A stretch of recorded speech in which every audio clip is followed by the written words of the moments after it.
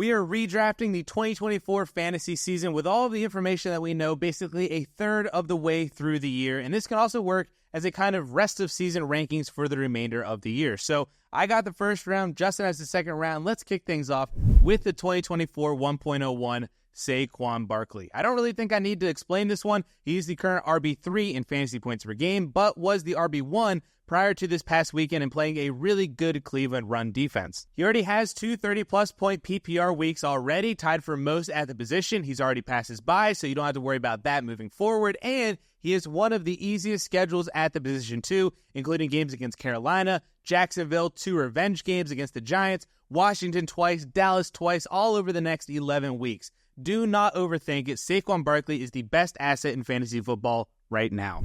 Next up at the 1.02 is Rams running back Kyren Williams, another elite running back who has also passed his bye week. And right now, Kyren is the RB6 in PPR points per game at 19.5 and has one 30-plus point game so far and has never actually scored fewer than 14 fantasy points, which Saquon has actually done twice. With Kyren, you're getting a bell cow running back who did cede a little work to Blake Corum before the bye week, but Kyren is still averaging 22 touches per game, has eclipsed the century mark for total yards in each of his last 3 games, and has scored at least once every single week. Again, this is another player to just not really overthink, especially if the Rams offense is only going to get better once Cooper Kupp and Puka Nacua do return. And then to complete the running back trifecta at the top, we have Derrick Henry at the 1.03, the current RB2 in fantasy points per game, and just an absolute monster. He looks like prime Derrick Henry at almost 31 years old. He has 3 100-yard games. Actually, all of them were 130-plus yard games. He scored at least once every single week with 3 multi-touchdown weeks. He is the engine that makes this extremely potent Ravens offense run. The only 2 negatives, if you can even call them that, are that he hasn't had his bye week yet, and his bye week is actually in week 14. So if you really need that win to help you make your fantasy playoffs, he's not going to be there to help. And then his playoff schedule is also really rough, with matchup against Pittsburgh and Houston, who are both currently top 7 against running backs this year. Now, matchups may not really matter all that much to a player like Derrick Henry, but it is enough for me to split hairs between him versus Kyren Williams and Saquon Barkley, but still consider him a top 3 fantasy asset right now. All right, moving away from running back a second, in my opinion, the best wide receiver in fantasy right now is Ja'Marr Chase, just due to his superpower of absolutely obliterating your opponent and single-handedly winning your week, which he's done twice now with a 30-point week and a 40-point week. And the crazy part is that he's not doing this with insane volume. He's only averaging 7 targets per game. So imagine if he were to get more volume down the stretch.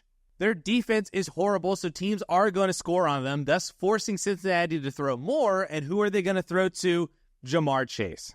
At the 1.05 now, we have another wide receiver in A.J. Brown, who actually is the current wide receiver 1 in PPR fantasy points per game. Now, he's only played in 2 games, but boy, were both of those games great, basically scoring 23 PPR points in both games, putting up 119 and 116 yards on 9-plus targets, and finding the end zone in both games. He is just that dude. Now, I can understand how some people might consider ranking A.J. Brown as the wide receiver 2 in fantasy right now as a little high, but when you consider that he was a top 5 wide receiver in fantasy last year, he's already passed his bye week this year, and his rest of season schedule is extremely juicy, including some A-plus matchups leading up to and during the fantasy playoffs. A.J. Brown might legitimately win people leagues this year, and he is a top 5 fantasy asset.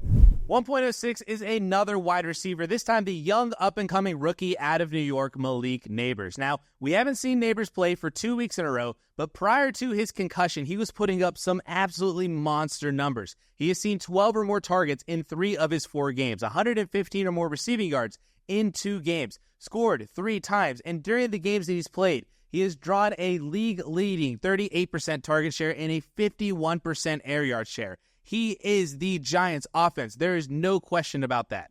So moving forward, I understand the concussion concerns are there for a multi-week absence, but when he comes back, he's going to be put right back into the role of carrying this entire team, and he's just going to score so many fantasy points. So he is my wide receiver 3 at the 1.06. Continuing through the wide receivers, 1.07 is Justin Jefferson, Mr. Reliable himself, because he has not scored below 15 PPR fantasy points once this year and has scored 3 20-plus point games. I don't really think I need to convince you on Justin Jefferson himself because he has just been so good for so many years now, and Sam Darnold has actually become good enough in this offense to support him and more. He's also passed his bye week, which is a very nice cherry on top for a top 5 fantasy wide receiver in Justin Jefferson.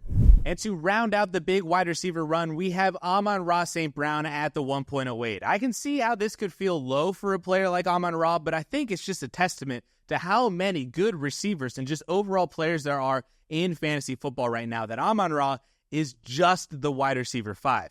He is another player who has posted 3 20-plus point PPR games, tied with Justin Jefferson, and he has also passed his bye week, which is great.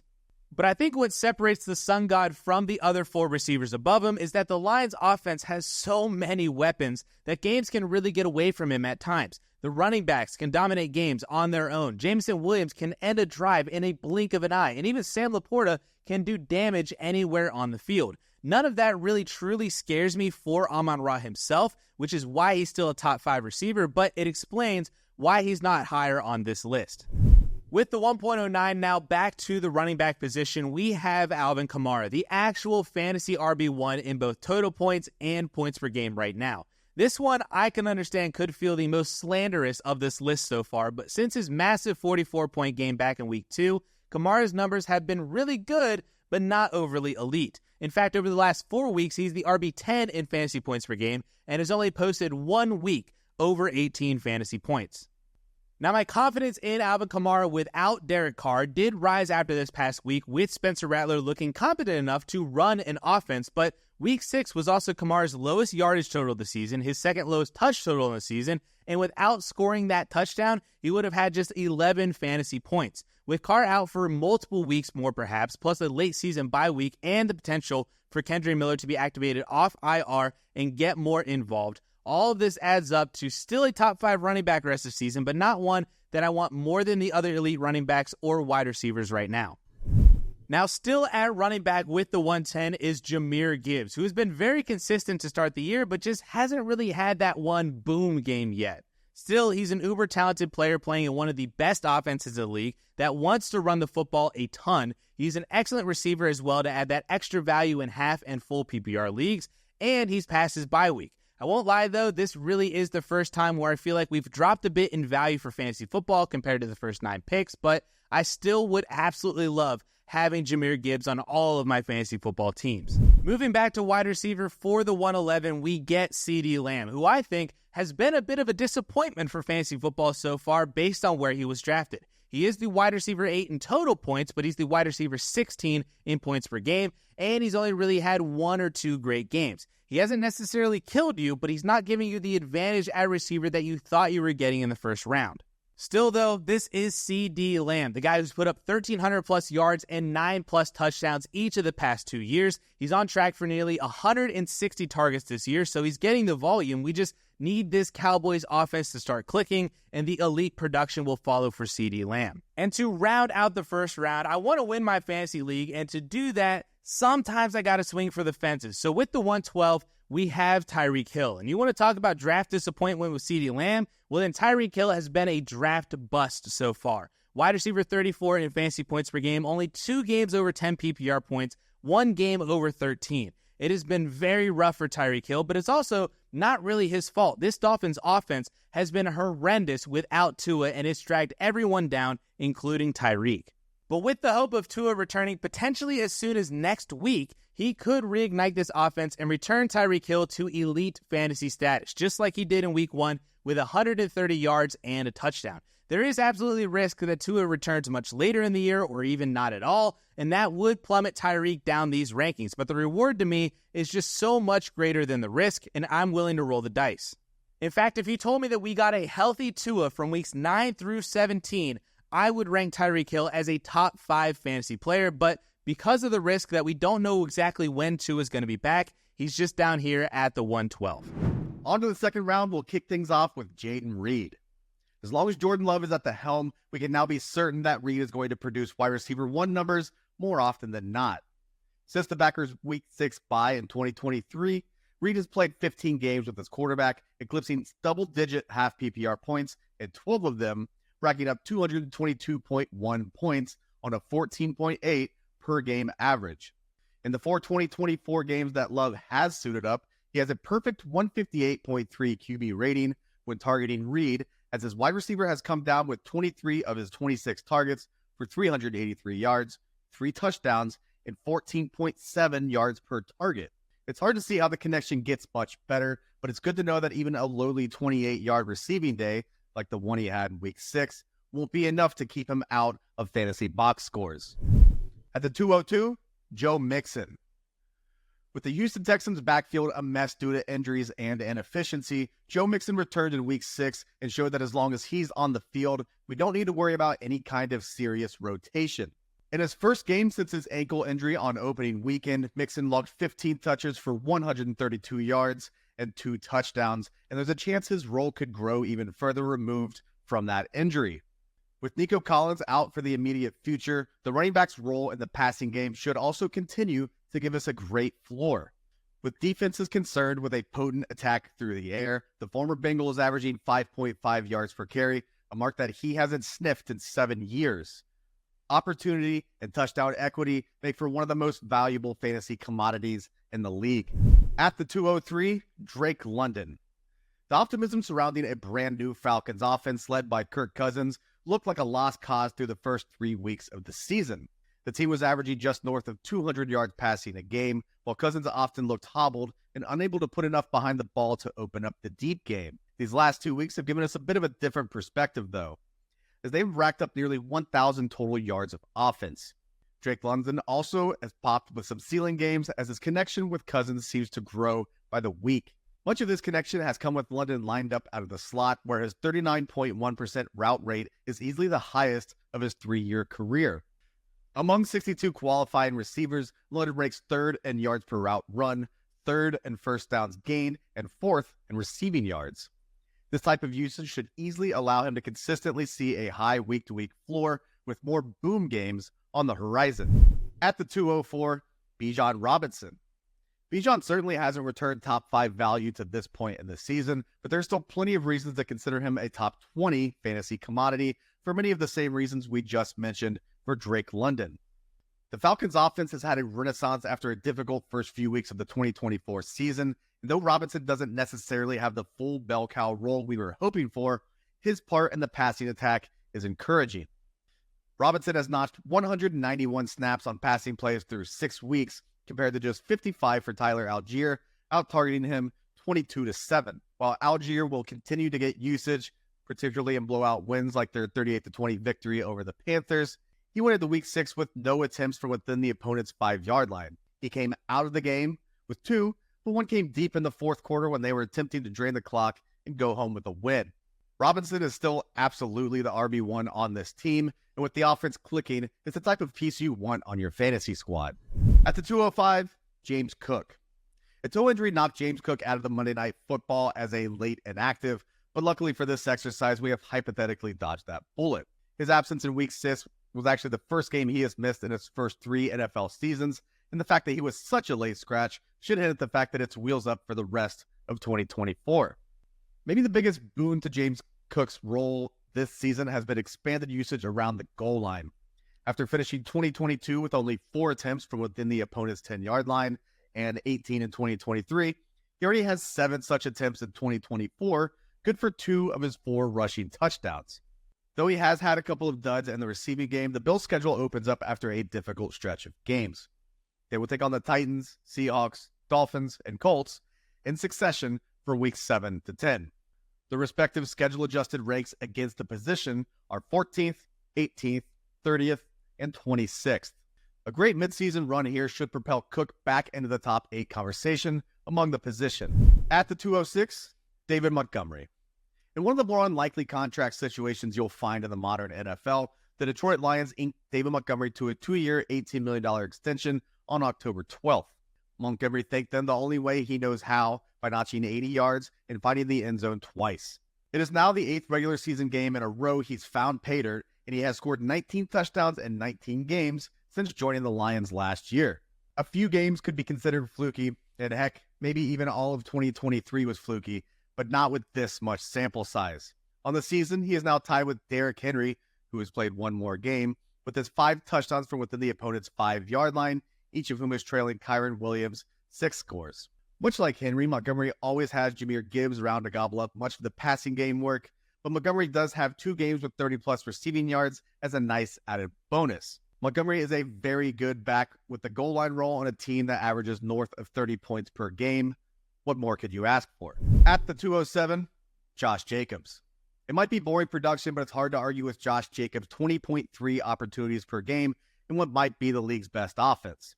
That is boosted by a wild 32 carry game in Malik Willis's first start, but he still averaged 11.9 half PPR points in games in which Jordan Love has been healthy. That number is certainly not eye-popping, but a little touchdown variance might help things here too.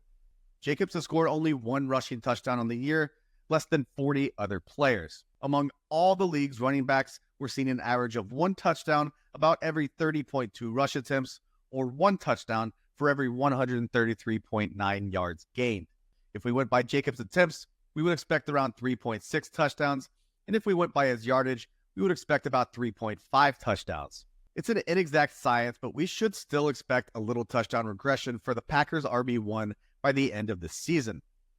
They have proven that they have no issues moving the ball down the field. Here at the 208, we have Kenneth Walker.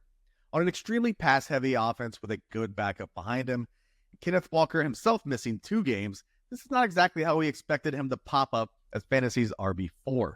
Averaging 19.4 half PPR points, Walker is the number 1 short game option in the Ryan Grubb, Geno Smith passing attack.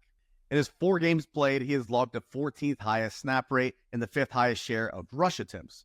But the real surprise is his 5th ranked 13.9% target share, sitting right behind Tyler Lockett's 14.3% in the pecking order. The Seahawks have literally ran the ball fewer times than any other team in the league, and it hasn't done much to impact Kenneth Walker as an explosive option in fantasy. At the 209, Breece Hall. The fall from a bona fide top-end first-round selection hasn't been quite this bad without an injury in a while. While Tyreek Hill and Bijan Robinson might have something to say about that, they're at least avoiding outputs of less than 3 half PPR points. Hall and the Jets have been one of the bigger disappointments in the league to this point, and we can blame it on play calling or Aaron Rodgers or any number of factors, but that doesn't make the selection sting any less. What we can be sure of is an increased workload from here on out. The Jets entered Week 6 with a 2-3 record, managing 9 and 17 points in the trailing 2 games, and against 2 tough defenses, they averaged 3.43 yards per play. The through line of those 2 games was Breece Hall handling only 28 opportunities, a ridiculous number for possibly the most talented player on the offense.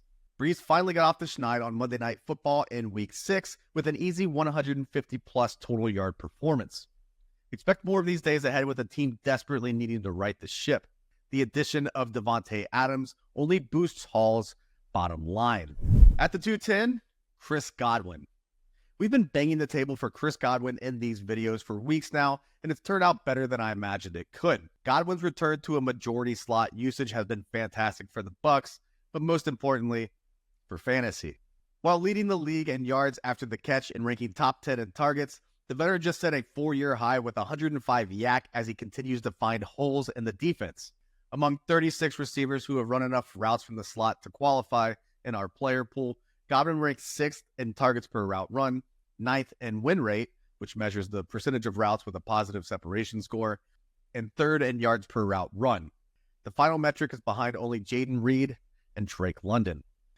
Though the threat of Mike Evans taking over a game is still there, the early heavy usage of rookie Jalen McMillan is a distant memory. And honestly, with Evans and Godwin playing such different roles in the passing attack, a huge game from the former doesn't necessarily mean the latter can't also eat. Chris Godwin is currently fantasy's wide receiver 5 in half PPR points per game and hasn't fallen below 9.1 in a single game, while scoring 14 or more in 4 contests. At the 211, Lamar Jackson. Can Jackson become the 7th player in NFL history to win 3 or more MVPs? It's certainly looking like a strong possibility. Among 37 qualifying quarterbacks, he is easily leading the league with 0.73 fantasy points per dropback. In second place is rookie sensation Jayden Daniels, who is sitting at 0.64 points per dropback and is in the conversation at this point of the draft as well. While neither Jackson nor Daniels have particularly strong supporting casts in the pass catching room, it's obvious that the addition of Derrick Henry in Baltimore is driving defenses insane. Jackson at 3.0 ranks behind only Kyler Murray at 3.3 in yards before contact, while he's leading all quarterbacks in missed tackles forced with 14. In second place, you guessed it, is Jaden Daniels, down at 7 forced missed tackles. The Ravens have failed to reach 200 passing yards in 2 games, while throwing for only 1 touchdown in 4 games, but Jackson's rushing prowess has made it a moot point. Winning on quarterback in your draft is always a great consideration, but if you have a floor of nearly 20 fantasy points and a ceiling of 30-plus points and an overall QB1 finish, it makes that player far more valuable than the next best option. Rounding out the second round, Stefon Diggs.